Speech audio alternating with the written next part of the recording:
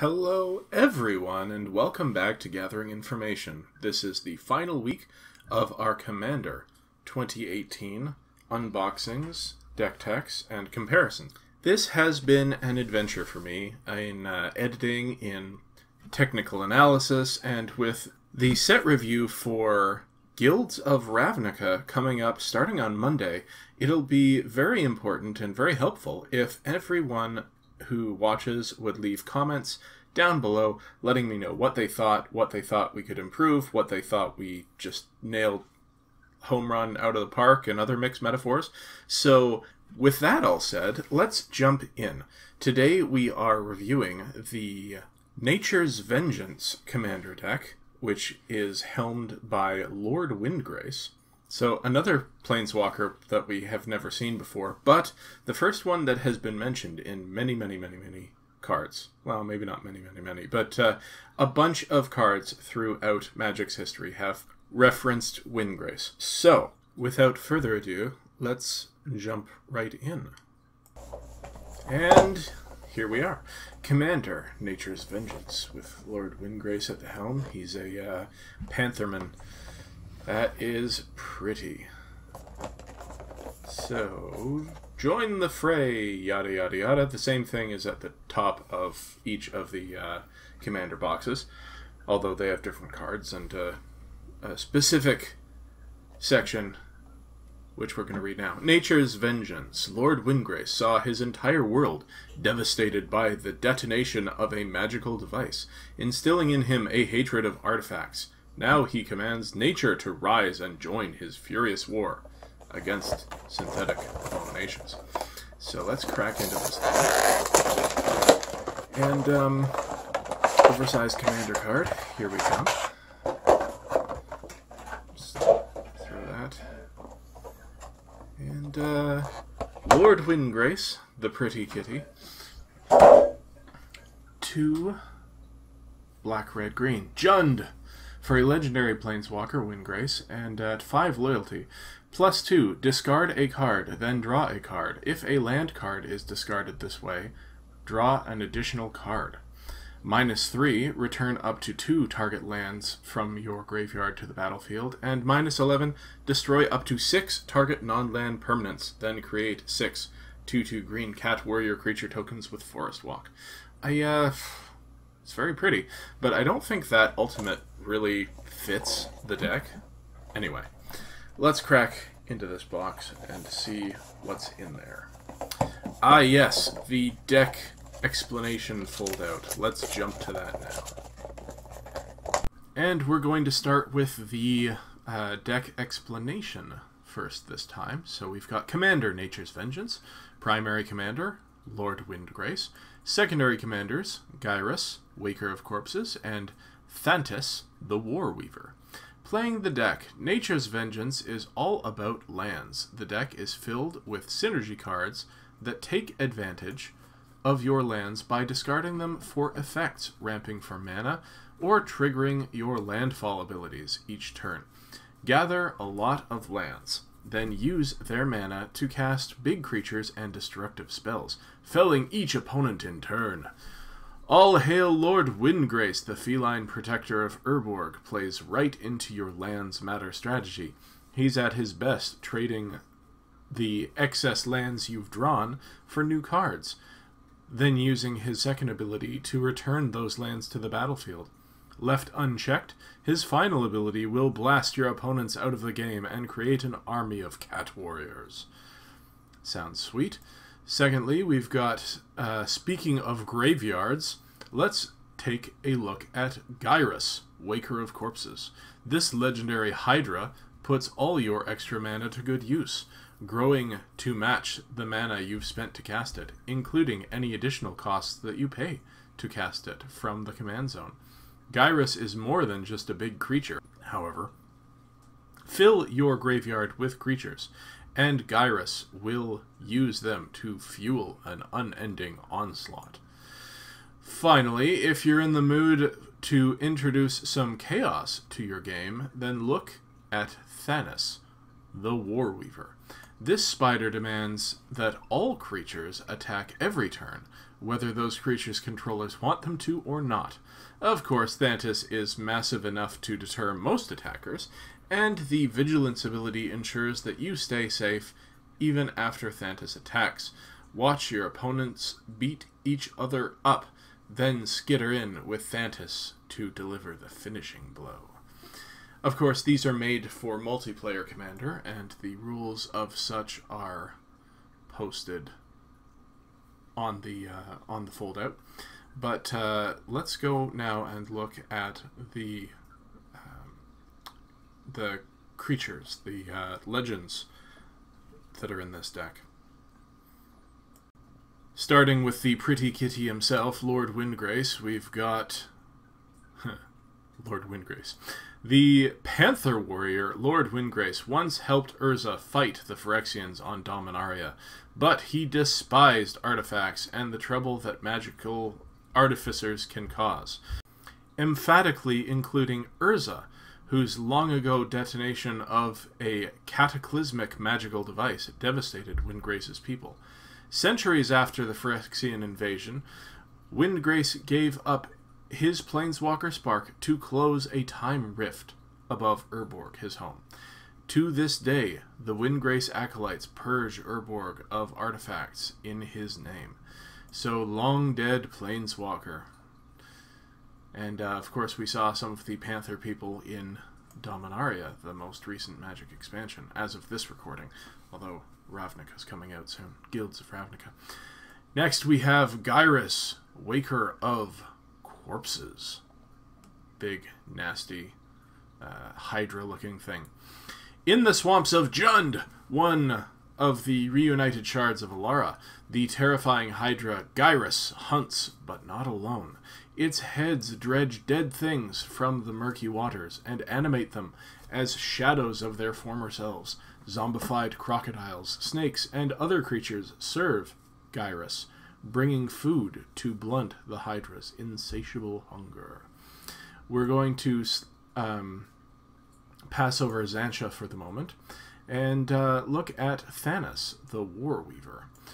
A monstrous web of burning mana spreads across a distant forest, inciting rage in every creature that stumbles into its tangle. As these creatures seethe and struggle, they become food for Thantis, a giant and malevolent spider. The fury of her prey feeds her own ferocity before she feasts on their corpses. It sounds like Lord Windgrace is the only nice guy commander for this deck. The other two creatures seem fairly sinister. And of course, as with the rest of this series, there's a new legendary creature which cannot be the commander of this deck, but nonetheless has space in the lore. Xantia, Sleeper Agent. Xantia was a Phyrexian created to live undetected among humans. Corrupted by a trace of human compassion, she turned against Phyrexia and traveled with Urza for centuries, eventually sacrificing herself to aid him in his millennia-long battle against her creators. Her Heartstone, the seat of her personhood, became part of the golem Karn, who later became a planeswalker, as we all know. So, let's get back to the unboxing. Alright, on to the unboxing.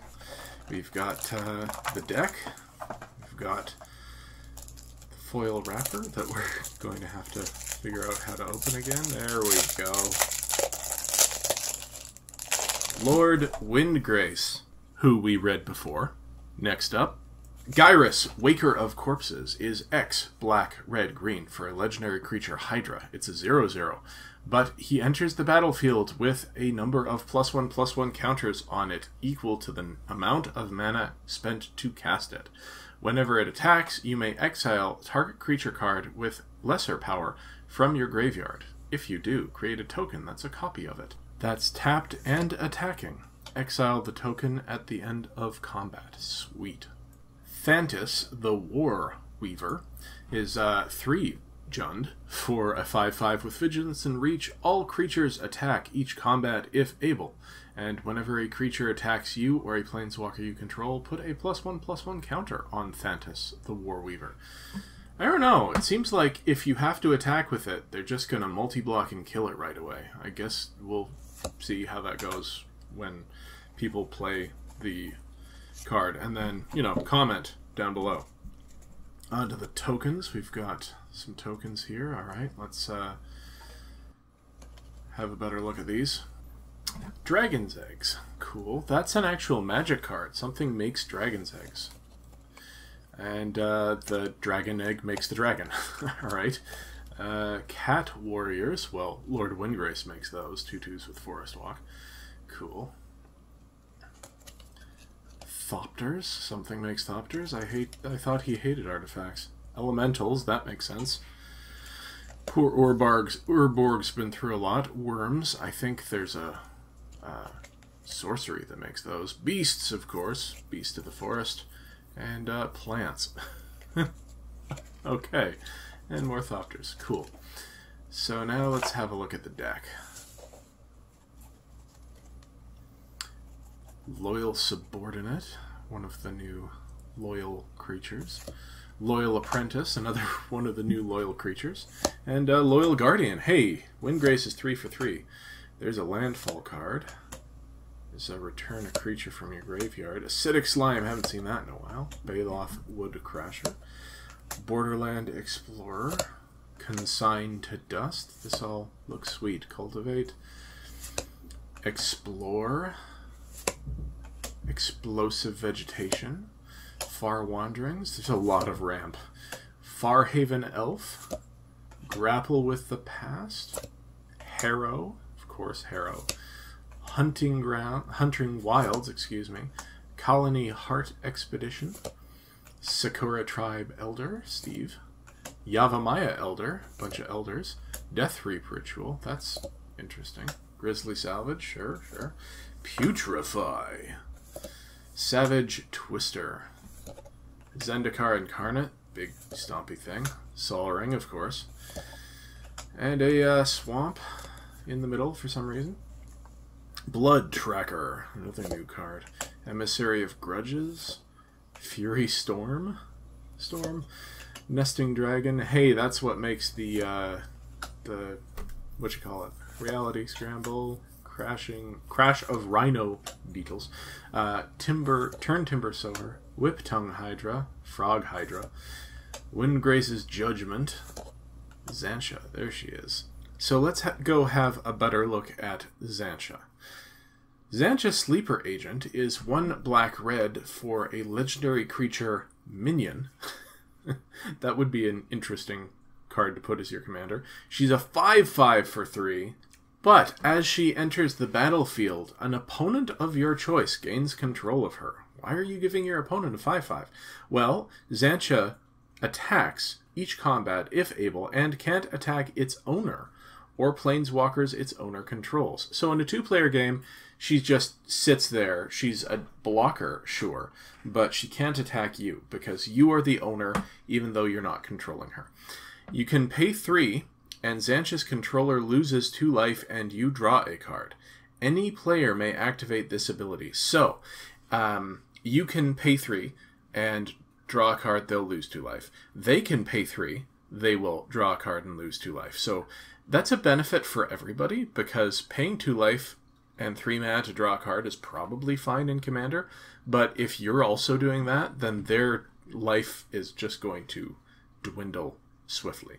In a multiplayer game, of course, they might love having a 5/5 for free, basically, that they can swing at your opponents, your mutual opponents, and they might keep her around a little longer than they should, thinking, I'll just kill her with a removal spell later or whatever.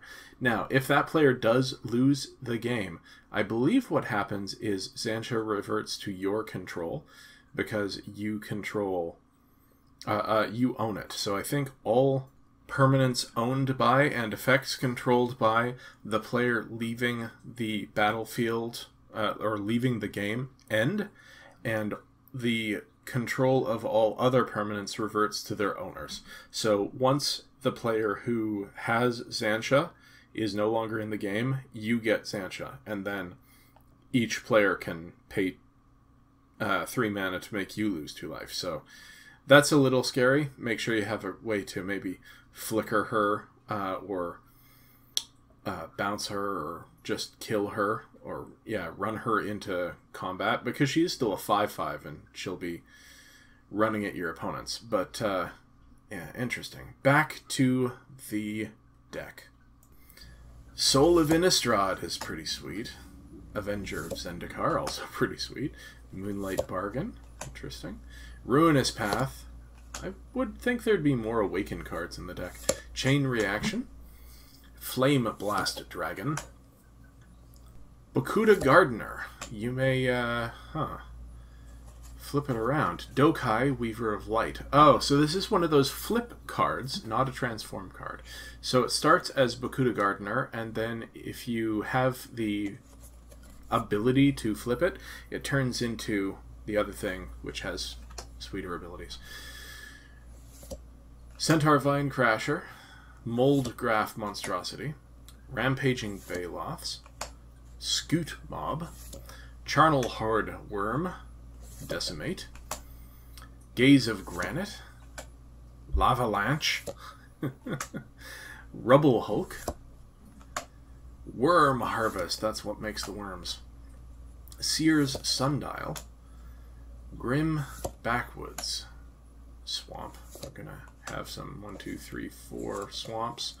1, 2, 3, 4, 5 mountains, and 1, 2, 3, 4, 5, 6, 7 forests, plus the swamp from earlier. Forge of Heroes. Akum Refuge. Barren Moor. Blighted Woodland. Bojuka Bog. Command Tower. Evolving Wilds. Forgotten Cave. Golgari Rot Farm. Another swamp. Gruul Turf. Haunted Fengraf. Jund Panorama. Jungle Hollow. Kazandu Refuge. Colony Garden. Mountain Valley. Myriad Landscape. Rakdos Carnarium. Rocky Tar Pit. Savage Lands. Temple of the False God. Terramorphic Expanse. The OG Evolving Wilds. Tranquil Thicket. Warped Land Escape. And that's the deck. So, let's sort this thing out.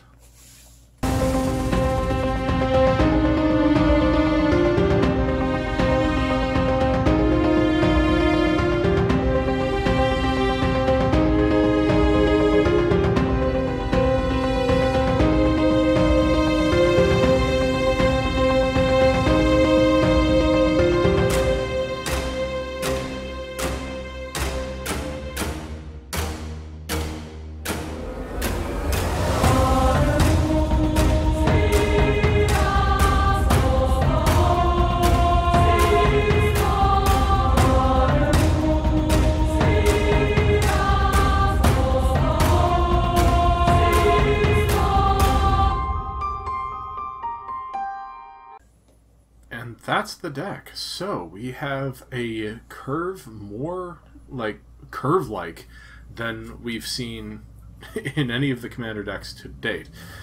We've got 2 artifacts, which is weird if he hates artifacts. This one has landfall, but still flavor fail, I think. And yeah, 3, 4, 5. It looks the most curvish of any of the decks that we've seen. So let's break it down more fully in the next piece. All right, as before, we'll start with a breakdown of the deck. We've got the creatures. The curve is very evident with a little bulge at 6 mana. We've then got the non-creature permanents, which fill in the curve a little bit, and as you can see, they're mostly ramp or well, half of it's ramp. And then the non-creature spells, which, I mean, if that's not a curve, I don't know what is. And we've got ramp, ramp, ramp, ramp, ramp, and then some powerful effects and removal. So this looks like the most mid-range of commander decks possible, which is odd because this is supposed to be a powerful late-game kind of deck. But let's stop there for a second and have another look at Lord Windgrace himself, because as we've seen before, the best way to get a handle on what these decks are trying to do is to look at the commander's abilities. So, Lord Windgrace's +2. Discard a card, then draw a card. If a land card is discarded this way, draw an additional card. On the face of it, this just looks kind of like card advantage. Discard a card, draw a card is red looting, it's rummaging.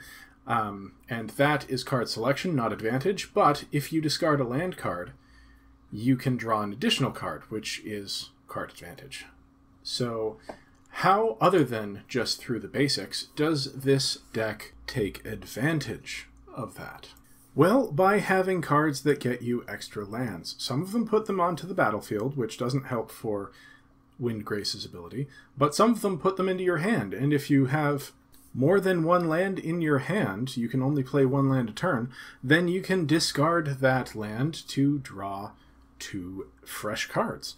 So that's pretty sweet. Also, we have Turn Timber Sower, which is 2 and a green for a 3/3, an elf druid that says whenever 1 or more land cards are put into your graveyard from anywhere, you create an 0/1 green plant creature token.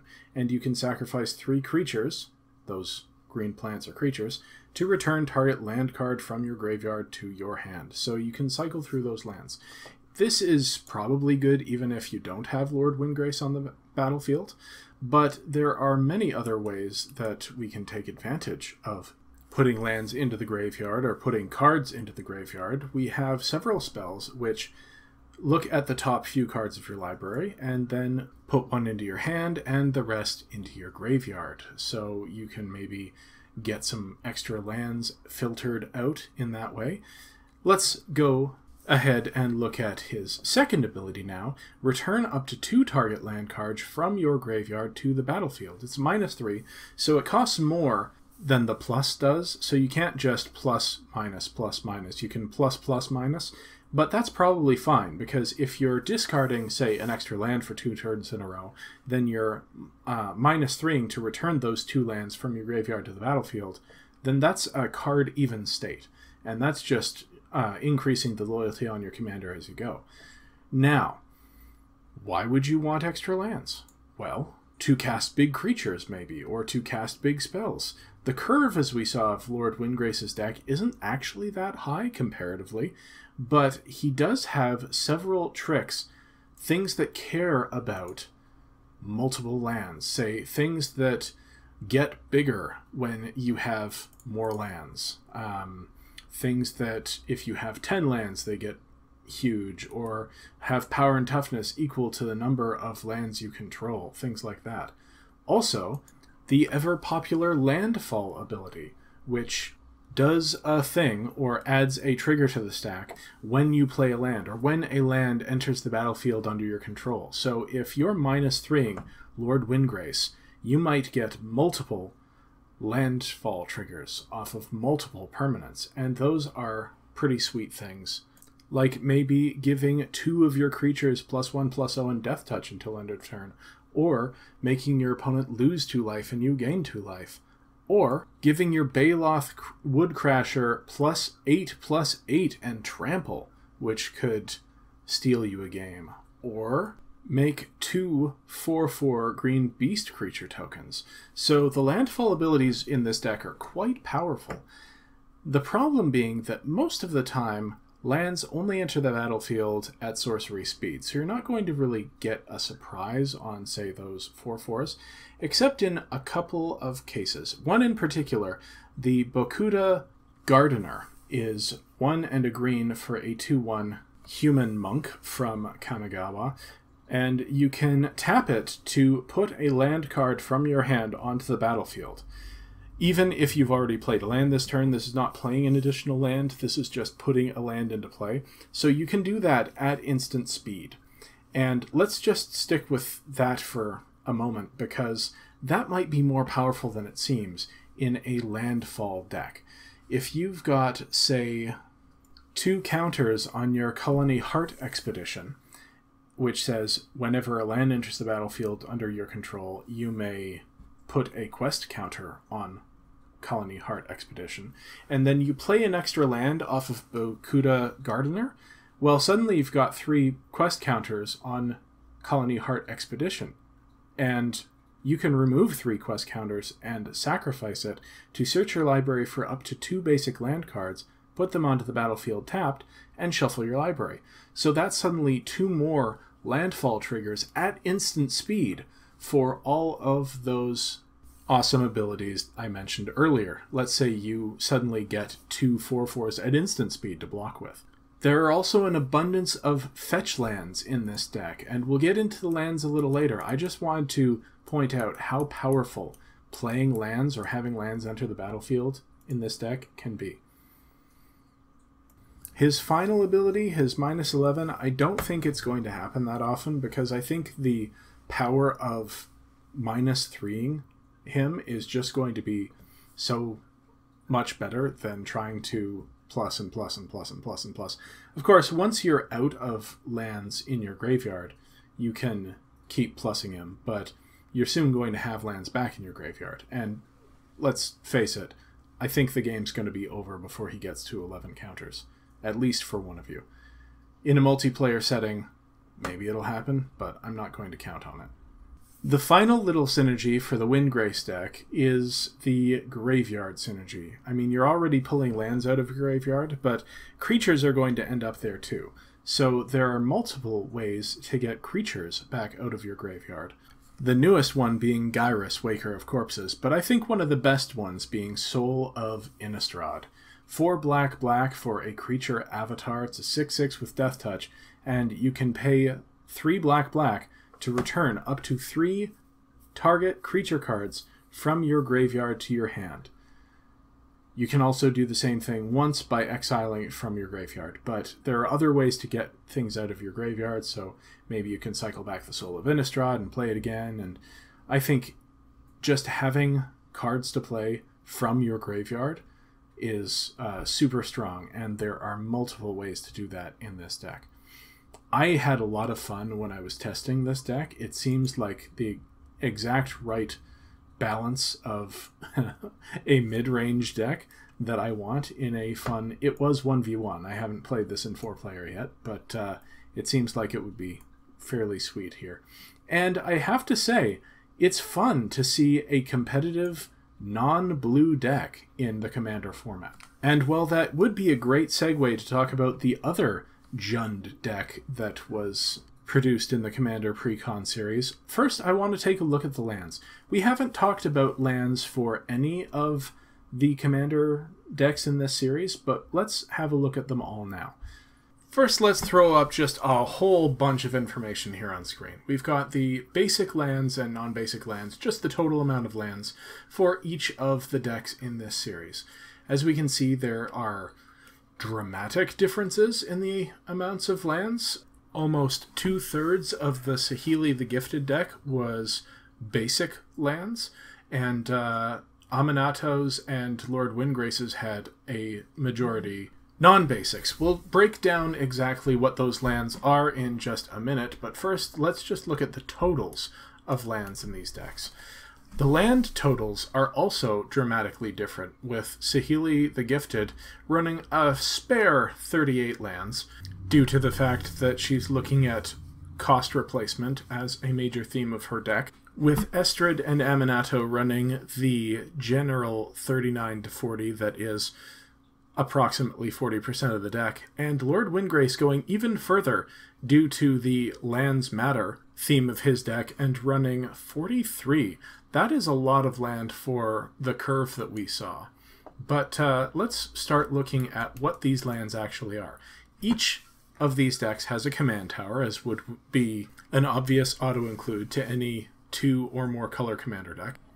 Then they're also running the new Forge of Heroes, which is a card new to the 2018 Commander series. Tap to add a colorless, or tap and choose target commander that entered the battlefield this turn. Put a +1/+1 counter on it if it's a creature, and a loyalty counter on it if it's a planeswalker. This is specific to the planeswalker commanders. They also all have a tri-land in their colors, a tap land, except for Saheeli, because obviously she doesn't have third color. And now the differences begin to get really marked because we see the bounce lands. And there are as many bounce lands as there are colors in the decks. So poor Saheeli only gets one of those again when the other 3 decks get 3 apiece. But Lord Windgrace also has a Temple of the False God, which nobody else gets. That's just a land that you can tap to add 2 colorless to your mana pool, but only if you control 5 or more lands. We also see that they all get a number of gain lands. Saheeli, of course, only getting the 1. But Aminato getting 2 more than the other 2 commanders. We'll see this as a continuing theme. There are also tap lands that don't gain you life and just enter the battlefield tapped. And again, we see Aminato gets a good number more than anybody else, and Lord Windgrace has none of them. Why is this, you might ask? Well, we'll get to that in a second, but first I want to talk about the other random lands that are in the decks. Numerous lands that are just sort of basics that are on theme. In the case of Saheeli, we have the artifact lands that tap to add red or blue or colorless. In the case of Aminato, we get the cycling lands, and then lands that enter tapped but let you scry one or let you return a card to the top of your library, etc. Estrid doesn't get any of these lands because she has other things going on, and Lord Windgrace gets the scry lands and Bajuka Bog and Colony Garden, which are nods to other cards in the deck. They also each get a couple of non-basics that are basically just free spells. Sure, they also tap for mana, but in the case of Saheeli, you can make a couple of Thopters or get an artifact back from your hand to your graveyard. In the case of Estrid, she gets a Mosswort Bridge, which gives Hideaway. She can draw a card off of it, for all intents and purposes, if she has a huge creature, which she's great at getting.